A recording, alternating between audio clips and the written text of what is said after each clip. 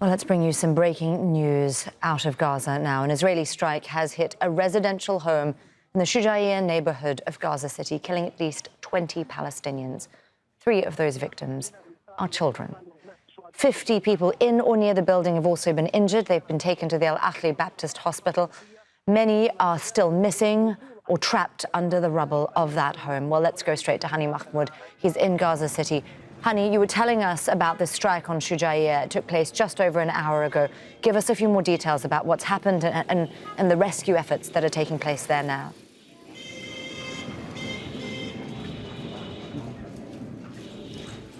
Well, this is an area that is located in the western part of Shujayea neighborhood after the majority of people at the center and the eastern part of the city were forced into displacement. They were concentrated in that area simply because there is no safe place across Gaza. They did not go where they were directed by the Israeli military, because on the same day they were told to go, the very area that they were told it's safe, it was bombed. So they gathered in an area. There's a lot of people in homes that are still intact, still standing with their relatives, with their friends, with their neighbors.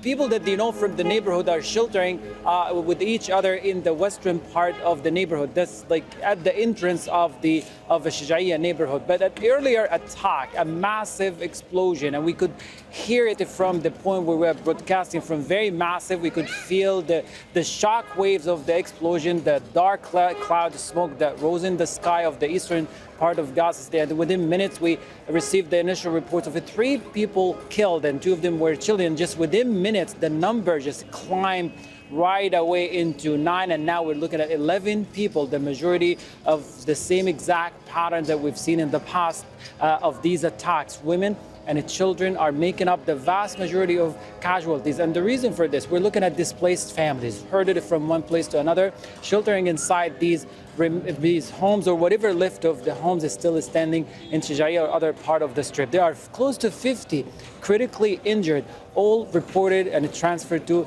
al-Ahli hospital. And right now the hospital is in dire need of a blood drive, a blood donation, because it's running out of the blood units in the past few weeks, and doesn't have sufficient amount or the sufficient number of blood units to help save lives here. And that's another thing about rationing supplies inside the hospital. Doctors often tell us that how many times they had to prioritize cases and where to direct medical care in order to save life.